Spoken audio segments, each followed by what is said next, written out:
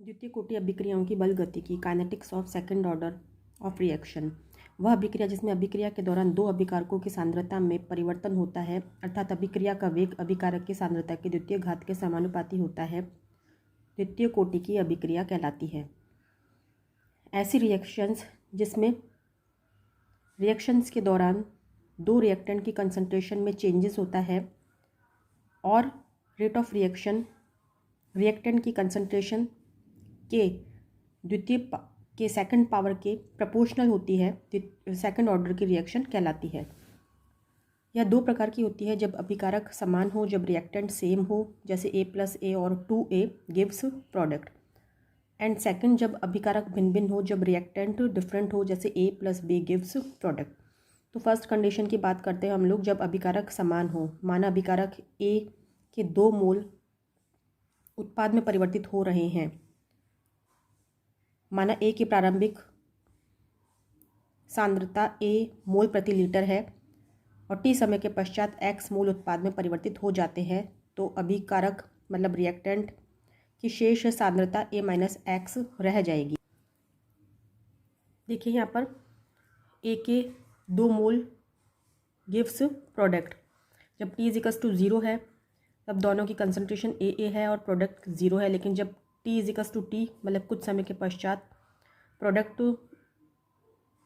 X हो जाता है और रिएक्टेंट A-X, तो अभिक्रिया का वेग हो जाएगा dx/dt is directly proportional to A-X²। Then proportionality का साइन हटाएंगे तो एक कांस्टेंट आएगा A, तो dx/dt is equals to K2 A-X²। यह द्वितीय कोटि अभिक्रिया का अवकलित रूप है, differentiation form of second order of reaction. यहाँ K2 द्वितीय कोटि की अभिक्रिया का वेग नियतांक है, rate constant of second order of reaction is K2। इस अभिक्रिया को इस प्रकार भी लिख सकते हैं, x वाली टर्म्स को एक साइड लेके जाने पर dx अपॉन इसको नीचे ले जाएंगे A-X² और dt को ऊपर ले जाएंगे K2 dt। अब इस समीकरण 2 का समाकलन करने पर, इंटीग्रेशन करने पर, तो dx अपॉन A-X² का इंटीग्रेशन यदि करते हैं तो आता है 1 अपॉन A-X। K2 और dt का इंटीग्रेशन जैसे हमेशा की तरह t और प्लस एक साथ में आता है कांस्टेंट। c समाकलन स्थिरांक है, इंटीग्रेशन कांस्टेंट है, तो वही कंडीशन देने पर t=0 और x=0 होगा। तो t=0 तो ये पूरी टर्म 0 हो जाएगी, x को 0 लेने पर ये टर्म 0 हो जाएगी, तो c का मान आ जाएगा 1/a। तो c=1/a। c का मान 1/a है, वह इस इक्वेशन में रखने पर 1/A-X K2 t + 1/a। तो इस तरह से c का मान रखने पर ये इक्वेशन हमारे पास आ गई थी। अब K2t और प्लस 1/a को इक्वेशन के उस साइड लेके जाने पर -1/a आ जाएगा। देन इसका एलसीएम लेंगे, तो ये इस तरह से एलसीएम ले लेंगे A-X, then A-X, then plus ए और माइनस ए कट जाएगा और लास्ट में बचेगा x अपॉन A-X। तो ये एलसीएम लेने पर यहाँ पर ये इक्वेशन आ गई हमारे पास में। और K2 का मान निकालने के लिए t को उस साइड ले जाएंगे, तो 1/t into x upon A-X। ये द्वितीय कोटि अभिक्रिया का समाकलित वेग समीकरण है, integrated rate equation of second order of reaction. जब रिएक्टेंट सेम हो, when reactant are same, then ये इक्वेशन आती है। जब क्रियाकारक समान हो तब ये इक्वेशन आएगी। अब सेकंड कंडीशन, जब अभिकारक भिन्न भिन्न हो, व्हेन रिएक्टेंट आर डिफरेंट, माना ये अभिकारक भिन्न भिन्न A+B में के प्रोडक्ट में कन्वर्ट हो रहे हैं, और A की इनिशियल कंसंट्रेशन है A और B की इनिशियल कंसंट्रेशन है B, व्हेन t=0, तो प्रोडक्ट हो जाएगा 0। और कुछ समय के पश्चात में जब प्रोडक्ट X बन रहा है, व्हेन t=t, तब A की कंसंट्रेशन हो जाएगी A-X और B की कंसंट्रेशन हो जाएगी B-X। तो अभिक्रिया का वेग हो जाएगा dx/dt is directly proportional to A-X into B-X। Then proportionality का साइन हटाएंगे तो एक कांस्टेंट आएगा K2 A-X B-X। यह द्वितीय कोटि अभिक्रिया का अवकलित रूप है, जबकि दोनों अभिकारक भिन्न भिन्न हो। Differentiation form of second order of reaction when both reactants are same. यहाँ K2 द्वितीय कोटि अभिक्रिया का वेग नियतांक है, rate constant of second order of reaction is K2।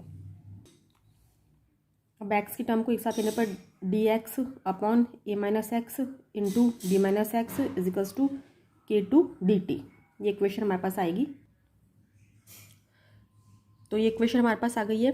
अब आंशिक भिन्न के अनुसार पार्शियल फ्रैक्शन के according 1/a - x into b - x का मान होता है 1/a - b into bracket 1/b - x minus 1/a - x bracket close. तो ये इक्वेशन आप लोगों को लर्न करनी पड़ेगी। अब यहाँ पर 1/a - x और b - x, तो यहाँ पर भी 1/a - x b - x, इसकी जगह ये मान रखने पर dx आ गया, और ये मान रखेंगे यहाँ पर 1/a - b bracket 1/b - x minus 1/a - x bracket close is equals to k2 dt।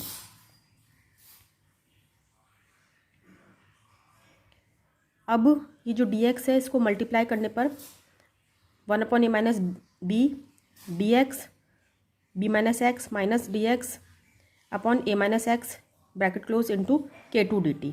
अब ये इक्वेशन 5 है, इसका इंटीग्रेशन करने पर, इसका समाकलन करने पर 1/a - b बाहर आ जाएगा। देन इसका इंटीग्रेशन करने पर इन दोनों टर्म का इंटीग्रेशन हो जाएगा। देन वापस k2 कांस्टेंट है, देन इस टर्म का भी इंटीग्रेशन हो जाएगा। देन 1/a - b और इसका इंटीग्रेशन करेंगे तो हमारे पास में आ जाएगा माइनस ln b - x, और इसका इंटीग्रेशन करेंगे तो हमारे पास में आ जाएगा माइनस ln a - x, क्योंकि दो माइनस है तो माइनस माइनस मिलकर यहाँ पे प्लस की टर्म आ जाएगी इज इक्वल्स टू k2, और वही t, इसका इंटीग्रेशन करेंगे तो t और साथ में एक आ जाएगा कांस्टेंट। देन 1/a - b, ये प्लस की टर्म को आगे लेके जाने पर ln a - x minus ln b - x is equals to k2 t plus c। Then हमको पता है कि जो ln में वैल्यूज यदि माइनस में होगी तो वो डिवाइड में हो जाती है, तो 1/a - b bracket ln a - x divided by b - x bracket close is equals to k2 t plus c। Then वही कंडीशन वापस से अप्लाई करने पर when t is equals to 0 x is equals to 0, तो t is equals to 0 तो ये term 0 हो जाएगी, और x इज इक्वल्स टू 0 है तो ये टर्म 0 और ये टर्म 0, तो हमारे पास में c का मान आ जाएगा c is equals to 1/a - b ln a/b। अब ये जो c का मान है ये इक्वेशन 6 में पुट करने पर, इक्वेशन 6 में c का मान पुट करेंगे तो ये c का मान यहाँ पर आ जाएगा plus 1/a - b ln a/b। अभी जो लास्ट में इक्वेशन आई थी हमारे पास में ये, अब यदि मुझे यहाँ पर ln a/b को ln b/a में यदि कन्वर्ट करना है तो मुझे इस साइन को चेंज करना पड़ेगा। तो यहाँ पर माइनस आ जाएगा, तो यदि माइनस आता है तो minus 1/a - b ln b/a हो जाएगा। ये इक्वेशन कुछ इस तरह से हमारे पास में आ जाएगी 1/a - b ln a - x divided by b - x is equals to k2 t minus 1/a - b ln b/a। अब ये जो पूरी टर्म है इसको इक्वल्स टू के इस साइड लेके चले जाने पर यहाँ पर ये साइन प्लस में कन्वर्ट हो जाएगा, तो ये इक्वेशन हमारे पास में आ जाएगी is equals to k2 t। Then दोनों के अंदर 1/a - b कॉमन है, तो कॉमन लेने पर ब्रैकेट के अंदर आ जाएगा ln a - x divided by b - x plus ln b/a is equals to k2 t। अब यदि ln में यदि माइनस में वैल्यूज़ थी तो डिवाइड हो रहा था, लेकिन यहाँ पर यदि प्लस में वैल्यू है ln में तो ये दोनों आपस में मल्टीप्लाई हो जाएंगे, तो हमारे पास में इक्वेशन आएगी k2 t is equals to 1/a - b ln, ये मल्टीप्लाई हो जाएगा b इंटू a - x और डिवाइडेड बाय a इंटू b - x। देन ln को लॉग में कन्वर्ट करेंगे तो 2.303 से मल्टीप्लाई हो जाएगा, ये 2.303 divided by a - b log b a - x a b - x। Then k2 की वैल्यू को पता करने के लिए t को साइड लेके चल जाएंगे तो ये 1/t हो जाएगा 2.303 divided by a - b log b a - x a b - x। तो यह द्वितीय कोटि अभिक्रिया का समाकलित रूप है जबकि दोनों अभिकारक भिन्न भिन्न हो। Integration form of second order of reaction when both reactants are different. द्वितीय कोटि की अभिक्रिया ग्राफी निरूपण, graphical representation of second order of reaction. First condition जब रिएक्टेंट्स आर सेम व्हेन अभिकारक समान हो, तो k2 is equals to 1/t into x divided by a into a - x। ये इक्वेशन हमारे पास में आई थी, t को उस साइड ले जाने पर k2 t और ये ऐसा कैसा यहाँ आ जाएगा। अब इसके बीच में और t के बीच में यदि हम ग्राफ खींचते हैं तो एक स्ट्रेट लाइन आएगी हमारे पास में और k2 उसका ढाल होगा। ये देखिए कुछ इस तरह से दोनों के बीच में ग्राफ खींचा तो स्ट्रेट लाइन आई जिसका स्लोप या ढाल होगा k2 के बराबर। देखिए यहाँ पर जब हम सेकेंड ऑर्डर ऑफ रिएक्शन का इक्वेशन निकाल रहे थे इंटीग्रेशन फॉर्म, तब हमारे पास में ये इक्वेशन आई थी और इसका एलसीएम लिया था हमने, तब हमारे पास में ये इक्वेशन आई थी। इसका एलसीएम लेने के बाद में। तो इस इक्वेशन, ये इक्वेशन है। अब इस इक्वेशन में 1/a को साइड लेके जाने पर 1/a minus x is to k2t plus 1/a। अब 1/a माइनस एक्स और इस t के बीच में यदि हम ग्राफ प्लॉट करते हैं तो ये k2 तो इसका ढाल हो जाएगा, स्लोप हो जाएगा, और 1/a यहाँ पर इंटरसेप्ट आ जाएगा। अब graphical representation when both reactants are different. तो हमारे पास में ये इक्वेशन आई थी। अब k2 इसको एक वस्तु के उधर ले जाने पर तथा 2.303 को भी उधर ले जाने पर k2t a minus B divided by 2.303, और ये टर्म ऐसे कैसे यहाँ रह जाएगी। देखिए ये इक्वेशन आई थी। अब इसके बीच में और t के बीच में यदि ग्राफ खींचते हैं तो स्लोप आ जाएगा ये k2 a minus B divided by 2.303, और एक स्ट्रेट लाइन आएगी। अब द्वितीय कोटि अभिक्रिया की अर्ध आयुकाल, half life of second order of reaction. जब अभिकारक भिन्न भिन्न हो तो ए तथा बी की अर्ध आयु भी भिन्न भिन्न होगी, अतः इसको एक साथ ज्ञात करना संभव नहीं है, परंतु अभिकारक समान हो तो अर्ध आयु ज्ञात की जा सकती है। जब रिएक्टेंट्स डिफरेंट होते हैं तब ए और बी दोनों की हाफ लाइफ अलग अलग होगी, जिसे एक साथ ज्ञात करना डिफिकल्ट हो जाता है। अतः जब रिएक्टेंट डिफरेंट होते हैं तब हाफ लाइफ कैलकुलेट नहीं करके, जब रिएक्टेंट समान हो तब हाफ लाइफ कैलकुलेट की जा सकती है, जब अभिकारक समान हो तब अर्ध आयु ज्ञात की जा सकती है। तो ये हमारे पास में इक्वेशन आई थी। इसमें t is equals to T half, और जब अभिकारक की सांद्रता आदि उत्पाद में परिवर्तित हो जाती है उसे ही हम अर्धायु कहते हैं। तो x इजिकल्स टू a/2। तो ये मान इस इक्वेशन में रखने पर t की जगह टी हाफ रख दिया और x की जगह a/2 रख दिया।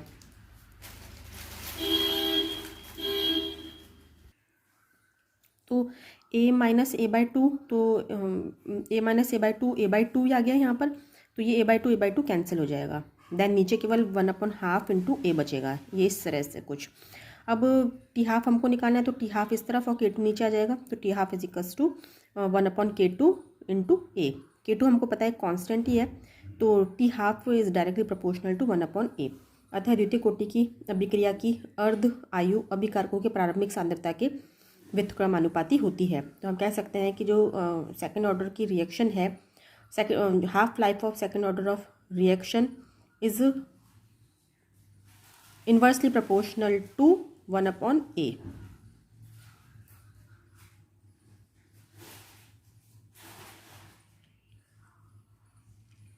यहाँ देखिए k2 is equals to 1/t½ into a। तो यूनिट यदि हम बात करें तो यहाँ पर देखिए ये a कंसंट्रेशन है, मोल पर लीटर होता है, लेकिन ये नीचे है तो litre into mole into second, तो आ जाएगा हमारे पास में litre mole inverse second inverse. द्वितीय कोटि अभिक्रिया के कुछ उदाहरण हैं, examples of second order of reaction.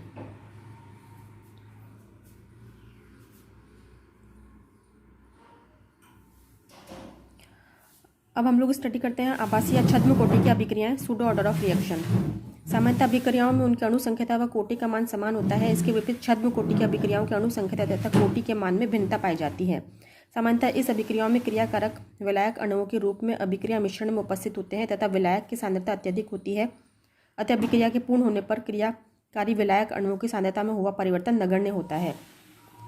Ester का जल अपघटन, वाटर हाइड्रोलिसिस ऑफ एस्टर। यहाँ देखिए ये एस्टर है, इसका जल अपघटन कराएंगे, वाटर हाइड्रोलिसिस करवाएंगे तो एसिटिक एसिड हमको मिलेगा और एथेनॉल हमको मिलेगा। अब क्योंकि यहाँ पर देखिए हमको रिएक्टेंट तो 2 दिख रहे हैं, तो ऑर्डर ऑफ रिएक्शन 2 होनी चाहिए, लेकिन यहाँ पर H2O जो है वो एक सॉल्वेंट के रूप में वर्क कर रहा है। यहाँ पर इसकी कंसंट्रेशन बहुत ज़्यादा है। इसकी कंसंट्रेशन बहुत ज़्यादा होने के कारण यदि रिएक्शन में इसकी कंसंट्रेशन में थोड़ा बहुत चेंज होता भी है तो उसको हम लोग नेगलेक्ट कर सकते हैं। तो इसकी कंसंट्रेशन में चेंज जो है वो नेगलेक्ट कर देने पर हमारे पास में यहाँ पर एक ही रिएक्टेंट की कंसंट्रेशन में चेंज आ रहा है, तो यह फर्स्ट ऑर्डर ऑफ रिएक्शन ही होगी। लेकिन हालांकि दिख 2 रही है, लेकिन हमको रिएक्शन को दिखने पर यहाँ पर 2 रिएक्टेंट दिख रहे हैं, तो हमको ऐसा लगता है कि इसकी मॉलिक्यूलरिटी और ऑर्डर ऑफ रिएक्शन 2 ही होंगे, लेकिन एक्चुअली में ऐसा नहीं है। यहाँ पर H2O की कंसंट्रेशन ज़्यादा होने के कारण इसको नेगलेक्ट कर देते हैं। इसकी कंसंट्रेशन में यदि थोड़ा बहुत चेंज भी होगा तो इसको नगण्य मान लिया जाता है। तो कंसंट्रेशन में चेंज आएगा केवल इस एस्टर के कारण। तो यह दिख तो दो रिएक्टेंट रहे हैं, लेकिन केवल कंसंट्रेशन में चेंज एक ही रिएक्टेंट में आ रहा है। इसीलिए इस प्रकार की रिएक्शंस को हम लोग कहते हैं आभासी या छद्म कोटि की अभिक्रिया या सूडो ऑर्डर ऑफ रिएक्शन। तो अणु संख्यता या मॉलिक्युलरिटी तो इसकी दो हो गई, लेकिन ऑर्डर ऑफ रिएक्शन की बात की जाए तो वो ऑर्डर ऑफ रिएक्शन एक ही होगा। ये देखिए कुछ इस तरह से इसको रिप्रेजेंट किया जाना चाहिए था, लेकिन यह रिप्रेजेंट होता है कुछ इस तरह से। K2 नहीं आएगा यहाँ पर, केवल आएगा K1। dx upon dt is equals to K1 और एस्टर की कंसंट्रेशन आएगी केवल यहाँ पर। H2 को कांस्टेंट मान लिया जाता है, स्थिरांक मान लिया जाता है। कुछ इस तरह के उदाहरण और भी हैं। एक शर्करा का प्रतिपन, एथिल एसीटेट का जल अपघटन, एथिल अल्कोहल तथा एसिटिक एसिड तथा एसिटिक एनहाइड्राइड के मध्य रिएक्शन। अब बात की जाती है अर्धायु काल एवं औसत आयु, half life period and average life, mean life. वह समय जिसमें अभिकारकों की सांद्रता अभिक्रिया के दौरान आधी रह जाती है, वह टाइम जिसमें रिएक्टेंट की कंसंट्रेशन रिएक्शन के दौरान हाफ रह जाती है, अर्धायु काल कहा जाता है या हाफ लाइफ पीरियड कहा जाता है। इसे टी हाफ से रिप्रेजेंट करते हैं और हमें पता है कि यह हर अभिक्रिया के लिए अलग अलग आता है। जैसे जीरो ऑर्डर ऑफ रिएक्शन के लिए टी हाफ आया था is equals to A upon 2k naught, और फर्स्ट ऑर्डर ऑफ रिएक्शन के लिए टी हाफ आया था is equals to 0.693 divided by K1, and second order of reaction के लिए टी हाफ आया था इजिकल्स टू 1/K2a। इसकी हम लोग स्टडी कर चुके हैं। अब अभिक्रियाओं की गति के अध्ययन के लिए एक और पद का उपयोग किया जाता है। रिएक्शंस के काइनेटिक स्टडी के लिए एक और टर्म को यूज़ में लिया जाता है, और वह टर्म है औसत आयु या फिर एवरेज लाइफ। अब किसी अभिक्रिया के संपन्न होने में लगा औसत समय उसकी औसत आयु कहलाता है। किसी रिएक्शन के कंप्लीट होने में लगा एवरेज टाइम ही उसकी एवरेज लाइफ कहलाती है। इसे टाउ द्वारा रिप्रेजेंट किया जाता है, और किसी अभिक्रिया की औसत आयु उसके वेग स्थिरांक का व्युत्क्रम होती है। किसी रिएक्शन की एवरेज लाइफ उसके रेट कांस्टेंट का इन्वर्स होती है, जैसे टॉ इजिकल्स टू 1/a। अब सपोज हम लोग फर्स्ट ऑर्डर ऑफ रिएक्शन की बात करते हैं, तो प्रथम कोटि अभिक्रिया के अर्धायु और औसत आयु में कुछ निम्न प्रकार का रिलेशन होगा। फर्स्ट ऑर्डर ऑफ रिएक्शन की हाफ लाइफ एंड एवरेज आयु में कुछ रिलेशनशिप इस प्रकार का आएगा, जैसे टॉ इजिकल्स टू 1/k है, और हमको पता है कि फर्स्ट ऑर्डर ऑफ रिएक्शन के लिए देखिए यहाँ पर टी हाफ क्या आ रहा था, T half is equals to 0.693 divided by K1। ठीक है, तो K क्या आ जाएगा, K1 की वैल्यू यदि निकालेंगे तो क्या आ जाएगी हमारे पास में, K1 is equals to 0.693 divided by T half. अब देखिए यहाँ पर हमारे पास में रिलेशनशिप था एक टॉ इजिकल्स टू 1/k, और K की वैल्यू हमने यदि फर्स्ट ऑर्डर ऑफ रिएक्शन है तो ये निकाल ली हमने K की वैल्यू। तो इस K की जगह मान रखने पर टी हाफ ना उल्टा है, मतलब कि नीचे है, तो ये चीज़ उल्टी हो जाएगी। तो यहाँ पर आ जाएगा टी हाफ अपॉन 0.693। ठीक है, और 1/0.693 को यदि हम लोग कैलकुलेट करते हैं तो हमारे पास में आ जाएगा टॉ इजिकल्स टू 1.44 टी हाफ। इसी के एग्जाम्पल के थ्रू समझते हैं।